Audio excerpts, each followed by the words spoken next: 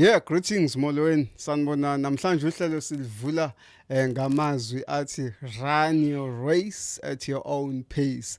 Ake ugijime eyakho ingijimo ngendlela ofuna ngayo. Awuyeke abantu ukuthi khonani abayiphethe esandleni ukuthi umuntu udrive imoto ezibizayo musu ukufila pressured. Awuyeke peer pressure wenza izinto zakho ngendlela yakho. uNkulunkulu uzokubusisa siyeze sakhe isikhathi. Imisebenzi oyenza njengamanje izo reflector mangabe kuhamba isikhathi musu ukuhalela izinto zabantu. Run your race at your own pace. Sidlula kanjalo kuhlelo layo kwiDurban Network. I am your host Sabelo Mfowandabasi. Ngale ntanjeni kunoSiyo Mfoka Jwaha kanti ke namhlanje ngibophela insizwa esijwayele ukuba nawo iSport uSibongeleni umfoka Mkhwana la sizokhuluma khona ngama fixtures we-Betway Premiership siphinde futhi sikhulume ngama-result we-CAF Champions League ne-CAF Confederation Cup. Mfoka Mkhwana siyakubingelela studio. Ngikubingelele igazi lami ngibingelele nabalaleli beDurban Network. Yes sir. Mfowethu namhlanje ake sibheke nje ama-results sibuya kwi-CAF sibuya kwi-Confederation Cup as well. I-Sundowns ikwazile ukubamba isidima sayo yathi siyaqhubeka emlenzeni olandelayo we-CAF la kade idlala khona iRema. Yes. Ngicabanga ukuthi iSundowns fixture yabo neRema bengewona umdlalo onzima ngaleyo ndlela. Uzokhumbula ukuthi bahambile bayodlala nayo ekhaya layo. Yes. Bakwazi ukuthi baphumelele ngamagola awu5 kwelilodwa. So obviously uma sebebuyela la ekhaya eLoftus. Yes. Besivele silindele ukuthi iSundowns izokwazi ukuthi iphinde yenze kahle futhi against bona noma ke kungabanga the same scoreline no a big scoreline njengoba kwenzeka ku first leg. Yes. But bakwazile ukuthi baphumelele ngamagola amabili kwelingekho. So ya ngicathi iSundowns indlela yayo ibingekho nzima kwiRem. Mhlawumbe ake sibheke Mfoka Mkhwani ukuthi akuzuba challenge and going to the next leg or going to the next fixture ukuthi bahlangane nomuntu mhlawumbe omnyangabheka ukuthi i-team engadume ngalutho futhi nama results aphinda reflector lokho ukuthi akusiyo mhlawumbe i-team ekade banikeza i-challenge ngeke ba affect on the upcoming fixture. Considering i-experience asebenayo kwi-Champions League, ngicabanga ukuthi indlela abayi atheka ngayo imidlalo yabo. Yes. Inendlela ehlukile. Ngicathi i-tournament uma iqhubeka nabo ingalesikhathi beshintsha benyusa ipace. Yes. So i-experience asebenayo kwi-Champions League ngiyacabanga ukuthi abazo affecteka kakhulu. Yes, ucoach wabo kona ubukeka engathi izinto azikohlangani ngalendlela abalandeli noma abaphathi beqembu abafuna ngayo kodwa ngokwe-experience yeMamelodi Sundowns angicabanga ukuthi kuzoba ne-effect ezoba khona ukuthi baqale neqembu elingevelise ezingeni lalamaqembu esiwajwayele okuyiwona nzima eAfrika. Ake sibheke ke umdlalo wabo i-away game yabo ekade ise-Nigeria which was home for iRema then ne home yabo kade bebedlala Atteridgeville Loftus. So asibheke indlela abadlale ngayo bakore 5 goals bakora 3 goals ekhaya. Sibuke mhlawumbe abadlali akade bedlala siyazi ukuthi bekhona mhlawumbe noshalulile abadlale ukuthi bese begeje eminye yemidlalo kodwa abakwazile ukudlala. Sokhumbula futhi ukuthi iSundowns inabadlali ababili abasha okuRoysino no Santos. Asibuka i-combination on the both games. Yini mhlawumbe ongathi wena uyibonile? Ngicabanga ukuthi ucoach wabo kwi-first game, ku-first round. Since kade beNigeria ukhiphe bonke abadlali bakhe abaziyo ukuthi ibona abajwayele ukubasebenzisa kwi-first team. So ku second game uthe mebona ukuthi vele ngoba bakwazile ukuthi bawine ngescoreline esingaka eNigeria. Yes. So akakwazi ukuthi anikeze nabanye abadlali laba bangewona ama regular eteamini yakhe ithuba lokuthi nabo bakwazi ukuthi baziveze abanje ngabo nje oshalulile of which ukwazile ukuthi akore. Yes. yeah. And ngiyacabanga ukuthi uzama ukuthi abalansise team yakhe yonke ikwazi ukuthi ibe active because akuyisizi ngaluthi team ukuthi ube nabadlali abazohlezi bedlala while abanye beze beba rusty. Uzothi masunenkinga mhlawumbe ama injuries or ufuna ukushintsha iqembu lakho ufica abadlali seberastile abakwazi ukuthi ba-adjust kahle kwilokhuzana egiyeni le team indlela yenza ngayo. Yes. So ngicabanga ukuthi ucoach wabo bezama ukubalansisa nje lapho kuma combinations. Ngicathi abadlali aba-recruitile abasha osang impress kakhulu nje uyena uSantos okwazile futhi ukuthi akore ngeweekend. Yes. Since eqalile ukuthola igame time efike kuSundowns uyakhombisa ukuthi umdlali obedlala kuma league angaphesheya iquality ayikhombisayo indlela adlala ngayo kuyabonakala ukuthi Sundowns ikwazile ukuthi scout ngendlela eright since bilahlekela uRibeiro ibimdinga umdlali ozoba not ozofana noRibeiro but ozocisha besezingeni lakhe indlela adlala ngayo. Mhlambe kuyingozi kangakanani ukuba nabadlali abanjenganoli Clark osiphelele emkhulise uthola ukuthi noma sekufikwe ezingeni leCAF still igame time abayitholi ngendlela noma sekuyi obvious game njenganale Rema but still they don't get the some minutes to display themselves so that they build i-culture yokudlala kwi-CAF Champions League. Kuyingozi kangakanani ukuthi sekufika isikhathi lo ukuthi mhlawumbe uyabadinga unama injuries kubadlali abama regulars wakho. Kuyingozi enkulu kakhulu kazi but ngiyacabanga ukuthi enye yezinto eyenza ucoach mhlawumbe kube nabadlali ahleze stick kubona i-team it's very difficult ukushintsha a complete team so you always need i-core ye team yakho efana ne-spine so i-spine sakho abadlali abadlala central including your goalkeeper your central defense central midfielders no number 9 wakho that is your core. Yes. Of which it's very difficult ukuthi uma wenza ama changes kube ukuthi uyayiphazamisa. So ngicathi enye izinto ebulalo siphelele emkhulisa leyo cause ikho eSundowns oTebogo Mkwena Marcelo Allende iSundowns team enkulu ama demands makhulu.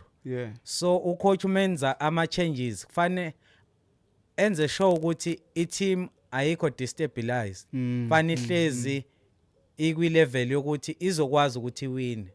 So abadlali abanje njengomkhulisa abadlala central isimo sabo sinzima kakhulu but coming to your point yokuthi uma esebadinga uyobathola sebeke esimweni esinjani ngiyacabanga ukuthi ama games anyengo Nedbank Cup mhlambe ilapho esiyokwazi ukuthi sibabone khona but kuma competitions amakhulu njengo Champions League it's very difficult ukuthi ungashintsha i-team yakho enza kahle. Kuma cup competitions lawa la locally yes mhlambe singababona bethola ama minutes here and there but kwi league na ku Champions League angiboni beyithola game time kwi Sundown. Do you think Conte zoyenza this time around Sundowns kwi Champions League? Sikhumbula ukuthi the previous one baphume kwi final. Yes, with the very same coach I think they are capable of going as far as reaching ama semi-finals or even reaching a final as they did last season. Yes. But it all depends on coach because i-pressure ngaphasi kwayo manje kuke kwanama rumors ukuthi kungenzeka akhululwe but ke lokho kuzoncika sekutheni uyakwazi ukuwina i-dressing room yakhe back because kuyona le game yokuqala bayidlale nale qembu lase Nigeria sike sabona kuphela umdlalo kunokungaboni ungasolinye kwabadlali uLebo Motiba no Ronald Williams of which lokho kupainta i-image enye kumuntu ongaphandle ukuthi okushuthi vele kwa dressing room ayikho right. So uma ucoach umsebenzi wakho uma ufuna ubelula is to win i-dressing room yakho, then uzokwazi ukuthi usebenze nabadlali nabo bakwazi ukuthi basebenzisane, kungabi khona izinto ezibangwayo outside of football, bakwazi ukuthi babambisane iqembu liye phambili. So ngiyayibona iSundowns ikwazi ukuthi ihambe ibanga impela elide ku Champions League. Sisasa kuyona iSundowns kunomdlalo wayo postponiwe ebekumele udlale nePulukwane City, bekumdlalo we-league lo. Uma ubuka isazobuya yini nalomgqiqo wokuthi iqhubeke iloku ihleli lapha ku-position 1 kwi-Betway Premiership? Ngicabanga ukuthi kuzoba i-challenge enkulu kakhulu kuyona iMamelodi Sundowns njengoba ingakwazanga ukuthi iqale league ngendlela eright. So noma yona kuyiyona ephezulu manje kwi-league, but ama-team angeza sikwayo asasele ngemidlalo siyazi.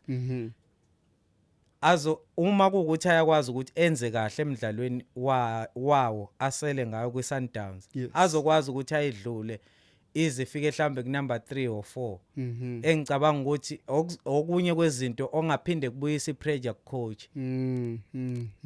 But ke ngingabuyela kuleli phuzu lelamateam asala ngemidlalo, ukuba nemidlalo esandleni akusho ukuthi unama-point esandleni. Yona i-right njengoba iphezulu because ikhuluma ngento eseyiphethe esesandleni. So lamateam asala ngemidlalo akukho guaranteed ukuthi azoyiwina imidlalo asele ngayo. So it might happen that they draw or they lose ama-games abasele ngayo kwi-Sundowns, but uma ekwazi ukuthi enze kahle izoba senkingeni enkulu, i-pressure izobuya coach. Next game, which was Orlando Pirates against Eloy Lipopo, for which they lost their away game by losing 3-0. Then at home bakwazi ukubuya kulo 3-0. Unfortunately they couldn't make it on penalties. Lithini uvo la? I think i-Pirate ngizothatha ngokomdlalo ikwazile ukuthi yenze kahle because ikwazile ukuthi iskorishe amagoli amathathu. But esidini la coach tactically I think ulenzele pass iqembu because it was obvious ukuthi Pirates since ibiya kulwa mdlalo ibivele idinga amagoli. Amagoli akho wathola kuphi? Wathola kuma strikers. Wakhetha ukuqala igame ngama false 9. Of which angicabanga ukuthi kwakufanele kube case. Kwakufana nje nameqala umdlalo aye all out. Kucaca ukuthi yini abayifunayo kahle kahle. Yes, ube nama reasons ke awabekile ukuthi why engaqalanga ngo number 9.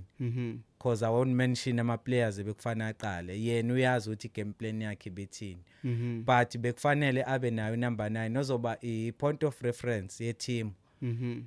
Ozokwazi ukuthi each and every bowler el dropper lapha ku 18 area ukhona uyal protect uma ukuthi akakwazi ukuthi akhahlele ulindoza kwabo bakwazi ukuthi bamjoine i-team ikwazi ukudlala. So ngicabanga ukuthi nje ucoach uyilahle lapho. Other than that I was very happy with the performance Orlando Pirates under difficult circumstances because ubonile abadlali be Lupopo ukuthi bebeza nama-man games lawo eSwazi yase-Africa. And then there was a standout player in terms of doing that, Mokoko Sibonile. He's trending about doing all those sort of tricks.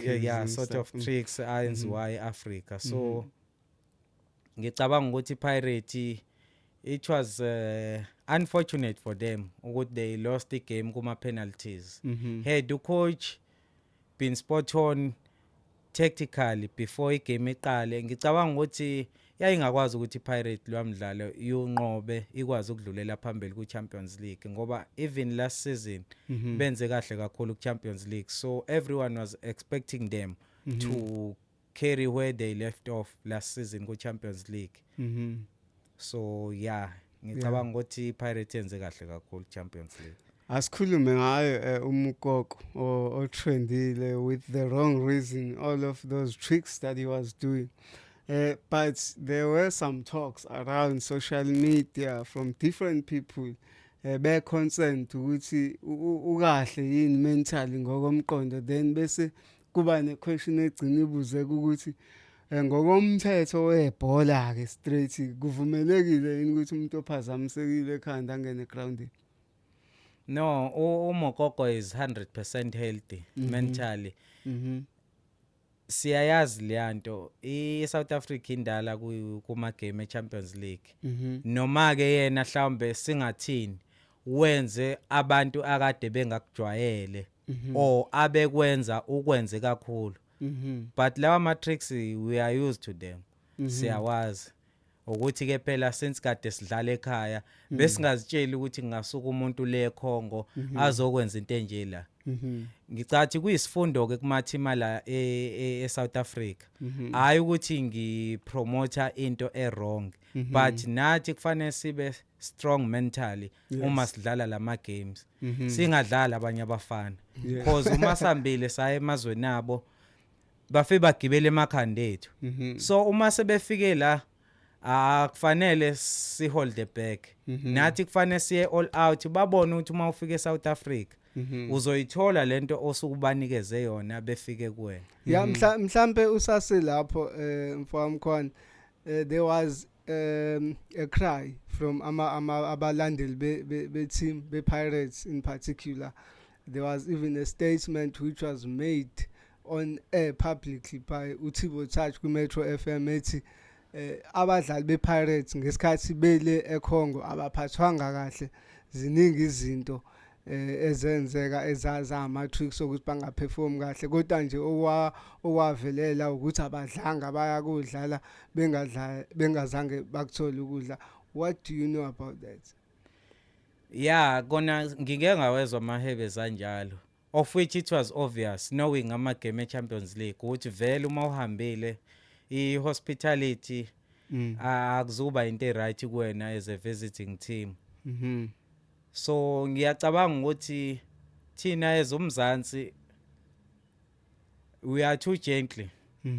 Ngathini ngasho kanjalo, we are too gently, too soft as well. Yeah, kuma team asuke sivakashele la, of which is professional according to iFIFA. Yes, it's professional. Suke senza into right thina on our side, while lama team masiye kona ezofika siphathe ngenye indlela. But uma efika la emzansi kube ngathi aphumile eholdini ko Dubai aphathiswe okotamatisi. Yes. Okuyinto esingayitholi thina le. So ngicabanga ukuthi ngempela nathi kufanele sikushintshe ukwenza, ngoba umuntu uma ekunikeza ucarrot ufuna umbonge ngocarrot nawe. Yeah, mhlambe siphinde sibheke kule game ke eyadlala ke le bese idlala khona eOrlando Stadium. Sibuyela kuyena uMokoko lewodu kule incident le yephena yegoal elashawa I think it was uNemthajela, right? Yeah. uMokoko ushaya uNemthajela esifubeni ebuya ephethe ibhola eqeda ukushaya igoli, umshaya esifubeni uphinde uyamheda, akatholi i-red card. I-red card izotholwa omunye we-team and kuphinde kuzonikezwa uMuremi i-red card naye, ekubeni uMuremi ubelekelela lo ngoba eseshawe uMokoko wazwa umshaya kabili, futhi kwakumele alimale umdlalo wakhe phambi kwakhe. Was it not a wrong decision by uNompempe ukuthi anikeze uMuremi i-red card? uNompempe ekunikezeni uMuremi i-red card, he was 100% correct. Cause egroundini no matter ukuthi kwenzakalani, but umuntu othatha inqumo ureferee. So uMuremi yena ukuthatha isinqumo sokuthi ayo attack umdlali ngoba naku kudlaliswe kabi uza kwabo, akubanga into right. Akadlaliswanga kabi, ushayiwe, uattackiwe. That was an attack. Yes, uqinisile ngiseza kuyona. Ingakho ngifuna ukuyiqala la kuMuremi. Ngiqala kulo wakithi ukuthi yena wathatha i-decision e-wrong ukuthi attack uMokoko. Kwakufanele alinde uMokoko kuba ureferee dealer naye. I-incident kaMokoko noNemthajela ngokwami it was a straight red.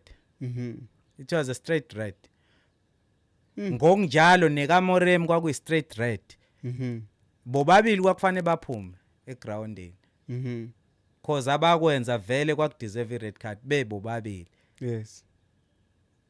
cause ukube uMoremi akalokhuzanga akam-athekanga uMokoko ngoba naku ekhalela ukuthi ulimazuza kwabo noma ukuthi ushayuza kwabo ngekhanda wengeke azayithola i-red card ureferee wezodila noMokoko esingaziki ukuthi wezomnikeza ikhadi elinjani ngoba kuyacaca ukuthi kushuthi wengeke azamnikeza ikhadi elibovu since engalitholanga ayitholanga ngisho i-yellow card akayitholanga useyithola kanjani lo ngenacala i-red card akekho ngenacala kubona cha sesikhuluma ngalo umdlali wathola i-red card kuleyo incident owaphuma noMoremi eground ukuthi imidlalo kanje egazi lami singabuyela eqinisweni ziningi into ezisuke zamsana nayo including i-refereeing ukungabi right kwe-refereeing into ehlezi ikhalelwa since kwazi kwabuyiswa kuma-VAR of which we hardly see them uma kudlala amathima la eMzansi i-VAR angazi lokho mhlawumbe noma mina ngedwa yini engikuqaphelayo uma kudlala amathima la eMzansi i-VAR ayisetshenziswa njalo no i-VAR inesigaba se-competition eqala kusona yes mhlawumbe ukuthi iqala kwi-last 8 so la it's still the early stages ayikabi khona i-VAR even naloko is totally wrong ukuthi ibe nama stages while i-competition enkulu kangaka iyiphi reason yokuthi fanele ziyoqala kule seyasigaba se-competition yonke i-Champions League uma ziqala nje azithi zibekwa ziqale ngegear lodwa cause everyone ufuna ukuba ama-champions ekugcineni yes iyona competition engicathi ilandela i-AFCON la eAfrica njengo-Champions League phesheya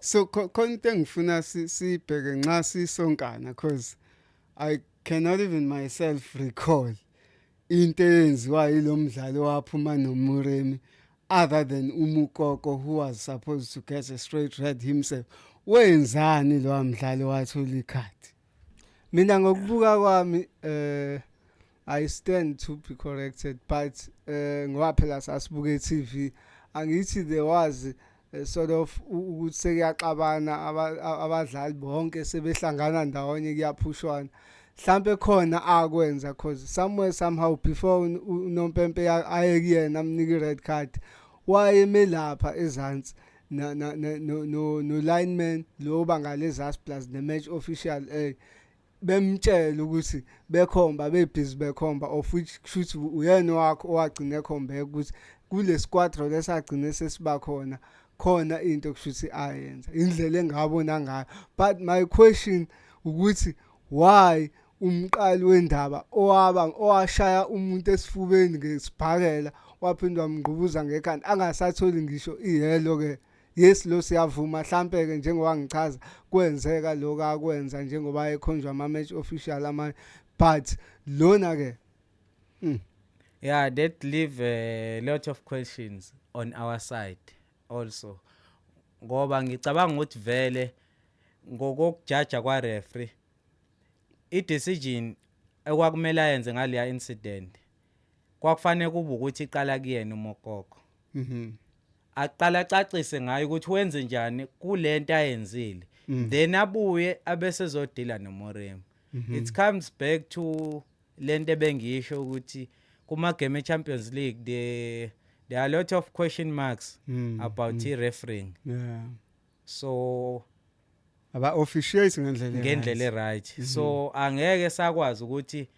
sibe ne clear understanding ukuthi why uMokoko engayitholanga i-red card sizohlezi sinembuzo ukuthi why engayitholanga which was not even the only incident eyenzeka yaMokoko there's a number of incidents ezenzeka za even after that incident but he didn't receive a red card up until towards the end of the game wagcina ithola ngithi no yaphela igame yatholanga red card akayitholanga I remember emesephuma eground nekhala hayi ngesikhathi kuphela igame ekhalela ukuthi bakhaviwa ngithi bakhavu ekugcineni so wayekhalela lokho wow next game Kaizer Chiefs CAF Confederation Cup idlulile iKaizer Chiefs.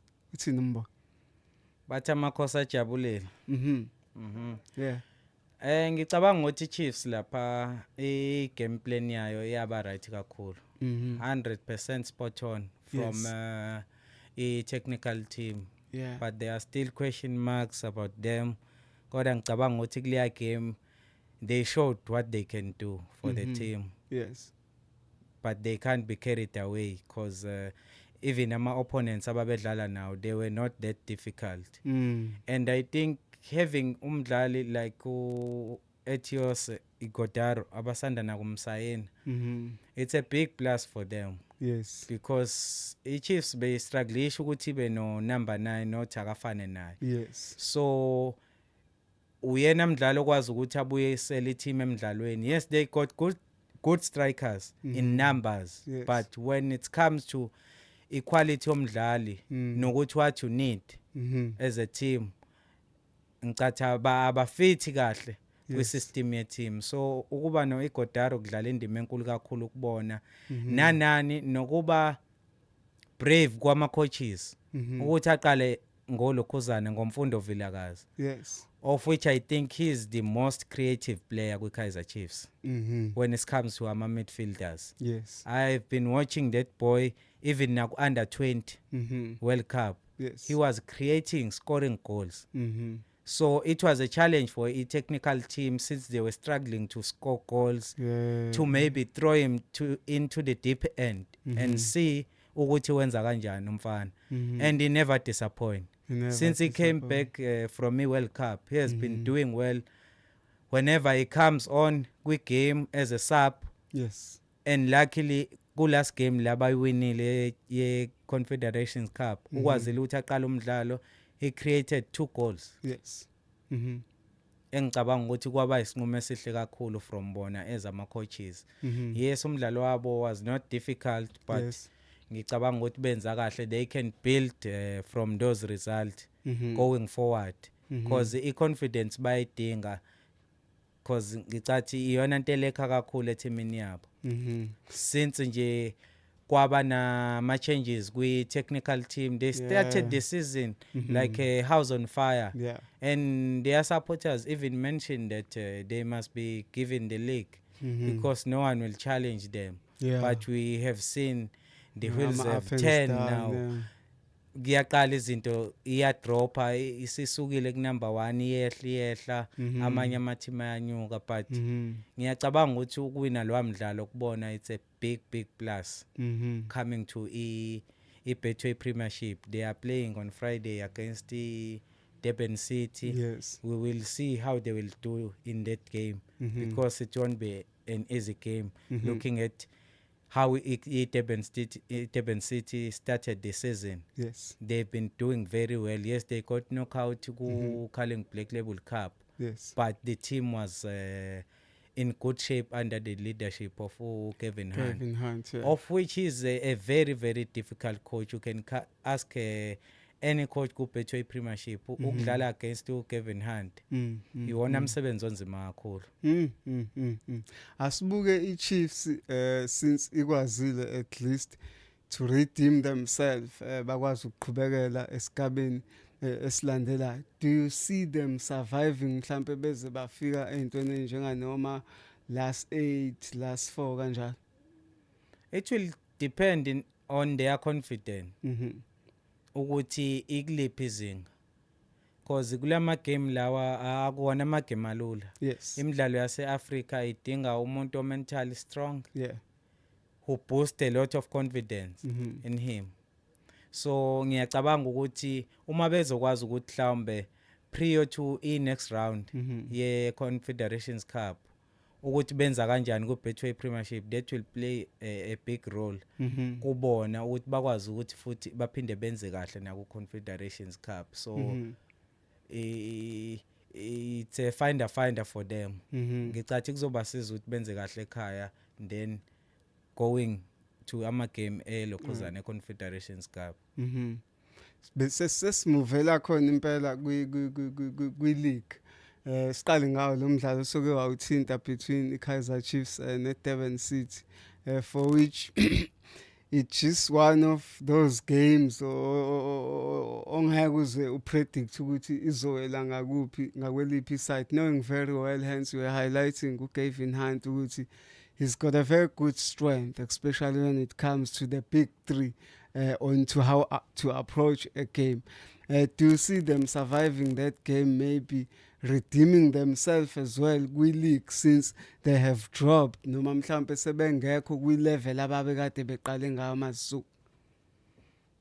I think Durban City has been a very difficult opponent for Kaizer Chiefs since their days as Maritzburg United. And the worst thing now, they got to coach Kevin Hunt. Yeah. Who knows the Chiefs in and out because he has been there before. So I think it would be much easier for him to plan against the Chiefs. But again, knowing the Chiefs, wherever they play, they always boost i support. Yeah. Especially la eThekwini. They got a big number of supporters. So since they are coming back from that 3-1 win, Yeah.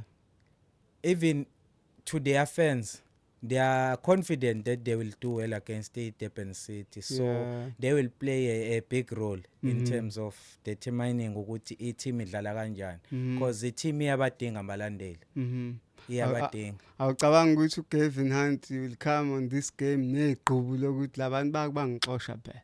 That is the big problem Kaizer ezoyifacea when they play Durban City, because Kevin Hunt, he even mentioned in one of his interviews ukuthi if a chance arise yokuthi aphindele emumva kwi-Kaizer Chiefs, he can take it with both hands. So uyabona ukuthi usanalo igqubu lokuthi kufanele ngabe ngahlala laphana, kufanele ngabe ngilaphana mhlawumbe even now. So kuzoba naleyo grudge leyo. So ngibona kuzoba umdlalo onzima kakhulu. Kuzoba umdlalo onzima kakhulu. Asibuka abadlali be-Chiefs nje of lately ukuthi do you see combination yabo iba survivor on both CAF Confederation Cup and League, knowing very well ukuthi kunama departments njenga uke wa mention striking force, the introduction of Ikodaro. Do you think lama department alekhayo ukubona kwi-creativity yokuthi bawine ama games? Mawubuka nje lately khona improvement ekhona?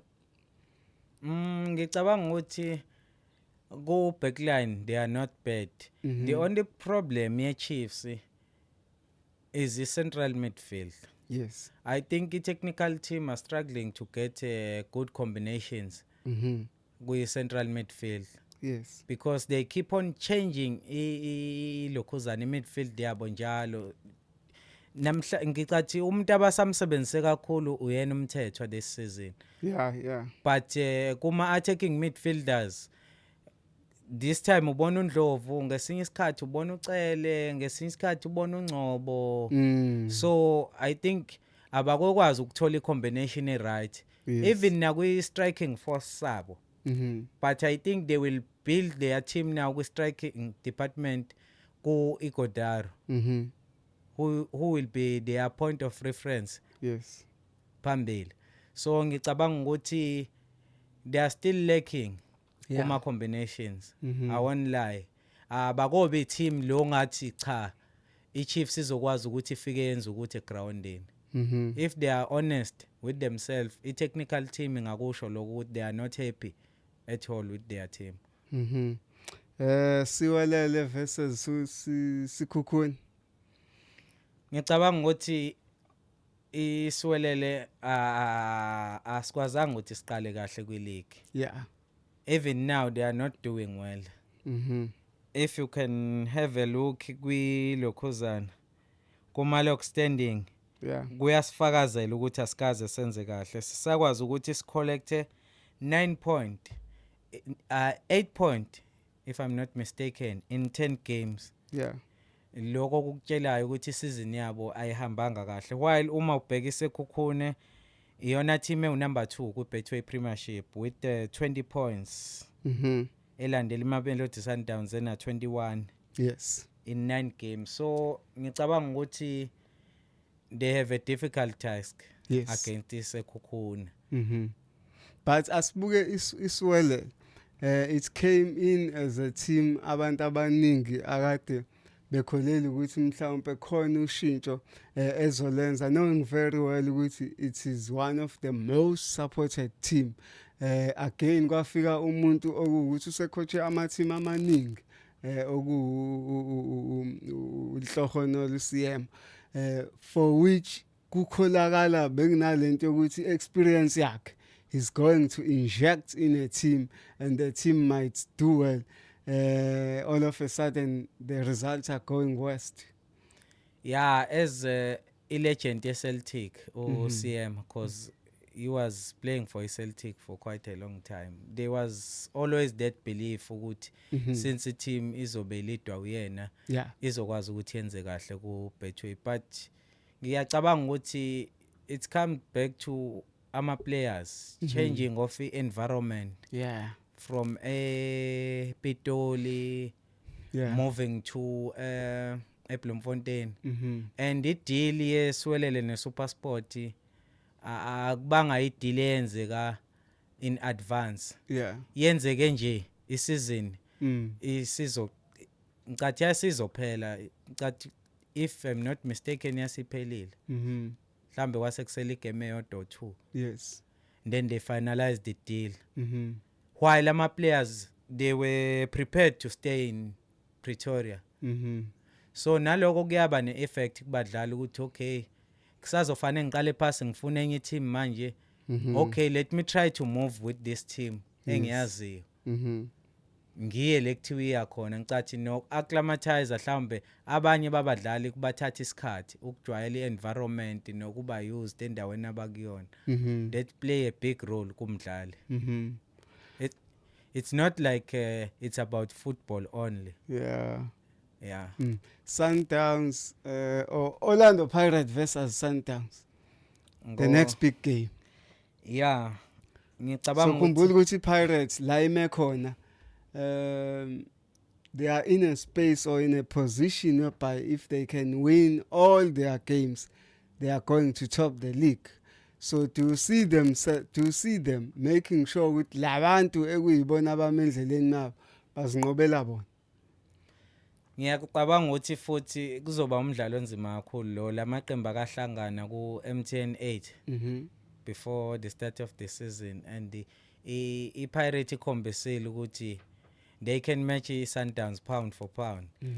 So kuzoba umdlalo onzima kakhulu for iMamelodi Sundowns because iPirate yazi ukuthi if they can do well against iSundowns bazokwazi ukuthi bayidlule and leapfrog them bahlale phezulu kwayo kwe-league. Yes. Ngiyacabanga ukuthi lo mdlalo ngingawunika iOrlando Pirates. Ngingawunika iOrlando Pirates indlela engiyibona idlala ngayo this season. Iyakhombisa ukuthi khona abayifunayo.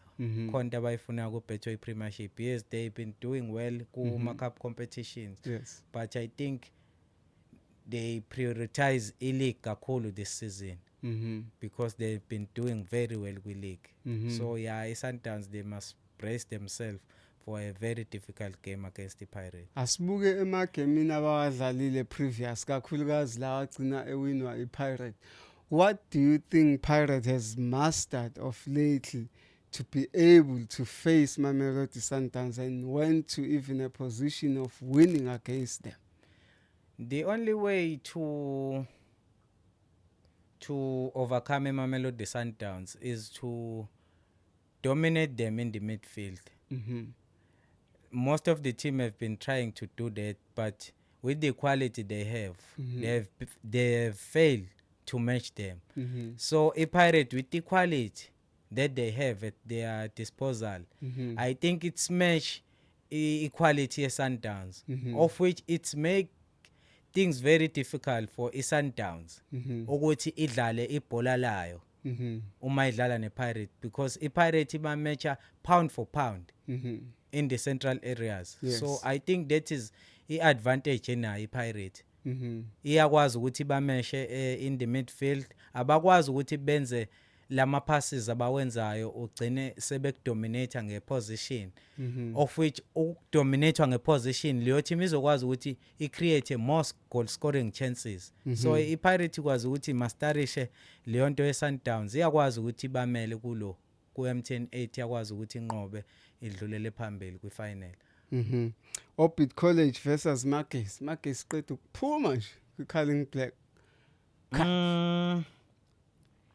Ngicabanga ukuthi both team okuyi-Orbit na iMagesi nawo akakwazanga ukuthi aqale kahle kwi-league.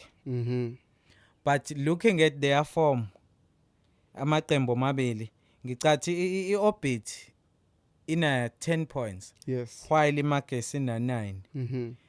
Kodwa looking at improvement ya both teams ngicathi iMagesi has got that slight edge. Yes. Looking at them they got experience. They've been kwi-Betway Premiership from last season so ngicabanga ukuthi bazokwazi ukuthi benze kahle against iOrbit esafika nayo obonayo ukuthi inkonyane isathuka isisinga la.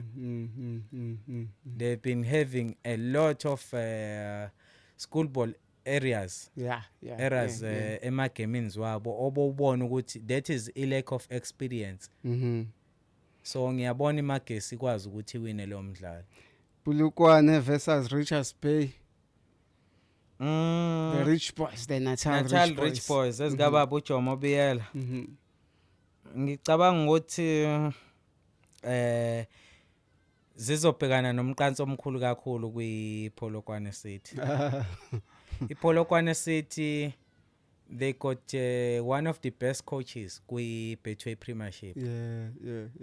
They got one of the best coaches kwi-Betway Premiership. It's just that iPolokwane City they don't have ama resources afana nalawa amanye amaqembu.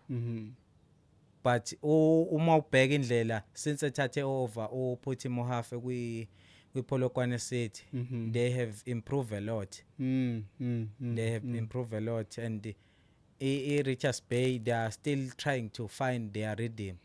So do you see them winning the game, the Polokwane City? Yes, I see Polokwane City winning that game.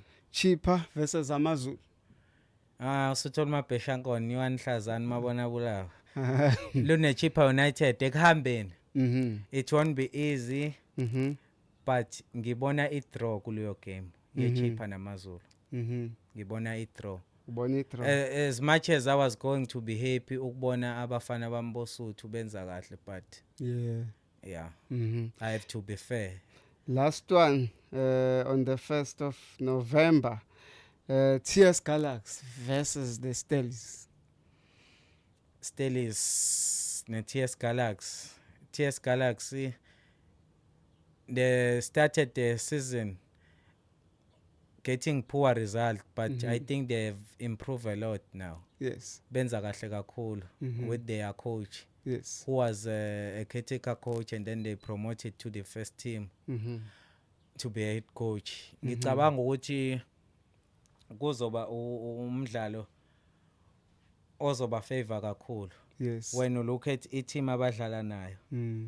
Okuyi ilokhuzana TS Galaxy Stellies ezika Steve Barker of which they started the season very low after reaching M10 8 final. Yes, everyone was expecting them to have a good season. But don't you think because they sell some of their key players it affected them? Yes, that is a big problem with Stellies. They tend to sell players each and every window. I can say that. Each and every window. It doesn't help with the continuity with team. Yes, Coach Steve Barker, it might look like he's a bad coach because a team I watch all my result. But he has proved himself that he's a big coach. Do you think the mandate took abadlali now and then with Stellies, does it come from the management or from our party or from Nomu coach who is part of it? Who exactly is engineering all these decisions to sell players? I think it lies with the management. And as our teams ama team fana befair kubadlali. Mhm. It's obvious when a player is playing for a team like Stellenbosch, your Polokwane Cities, Yes. irrespective of how rich is the chairman, Mhm. but the players, their ambition is to play for the big teams. Mhm. That is a fact. Mhm. So abakwazi ukuthi labo chairman bama team amancane bavimbele umfana ephuphweni la. That is unfair. Mhm. Every player want to play for Chiefs and Sundowns. But ngikwakhile ngakususa phansi ngikwakha ngesizathu sokuthi nami ngi-establish i-team yami so that they will have the constant results. Then suddenly wena sowune-interest kwi-Chiefs. Where does it put me in terms of a good structure which I can guarantee continuity because I know ukuthi njengoba ngisakhile nje sizongibamba at least for the 3 coming seasons. It's very difficult for the small teams, as I said, because recruit umdlali umthole uno name ukwazi ukuthi umakhele igama lakhe, but on their minds getting to your team kukhona lokho ukuthi this is my stepping stone yokuthi ngiye lapha. Yes. So when ungaba nama ambitions as a chairman but izokukhawatha uma isibuyela la ekutheni nomdlalo usezibona sekezingeni lokuthi no, I need to move on kwi career yami while wena usanama plans ngokwe team yakho. So it will be something which will happen continuously. Akuyona into ezophela because i-chairman ye-Stelis ngicathi is one of the richest people eMzansi. Yeah, in the country. In the country, yeah. He's the richest, in fact. Yeah, he's the richest because he's even Umotsepe is above behind the big yeah. man. Yeah, he's above the big man. So it's not about money. Mm. It's not about money. Mm. It's about granting umdlali iphupho lakhe. Yes. Not ukuthi Stelis they can't keep ama players. They can. So ngicabanga ukuthi ama team amancane nje gazi kuzohlezi kuyinto eyodwa. Because we really need to have a conversation sometime ngayo lento ukuthi amanye ama team agcina eseloku ehlele endaweni eyodwa ngoba afike apheke mesephekile aphaka ahambisa apheka so kunini la wona ezokwazi ukuthi abe stable. But yes, I do get your point. So khumbula nako nodata yenzekile lento ikomdansane baze badedela ngeenkathi wawuthola ukuthi ibhola lisekho kahle kodwa uthola ukuthi umuntu during the time of his prime he couldn't play for the team of his ambition. You see, story sika nodata it's a touching one because uqhamuka nathi ngale South Coast. Unodata ukwewa kwi-pick obonayo ukuthi he can join any of the big 3. But Cape Town City yambamba yangafuna ukumdedela. Yes. Esakwi pick yakhe. And then they got relegated. Where is he now? Ish. Durban City. No one was interested in him. And the Durban City, they even got him on a free transfer. Jeez. You see. Sesingazibuza ukuthi kuthiwe wayelitholile lathu bangabe ukuphi ngabe walisebenzisa mhlambe ngabe sikhuluma okunye manje ngabe sikhuluma okunye. Yes, it ku right ukuba loyal kwi team yakho noma ngakuthiwa incane. Yes, but we must look beyond. Yes, sibhekele ne future. Yeah. Ay nganza kwethu sivala kanjalo ke uhlelo ingozi yezemidlalo la ku Durban Network the Sport Avenue igama usabela Mfowandaba singibambela usithoko intokazi yale kaNtshangase le kude ko Lady Smith asivala ke kanjalo uhlelo lezimidlalo abesihleli khona noSibongeleni umfoka Mkhwane Sithamunda ezebhola lika Nobhutshuzwayo igama ke usabela Ndaba sithi kuwena nje abake babonana bayophinde babonane danko hammer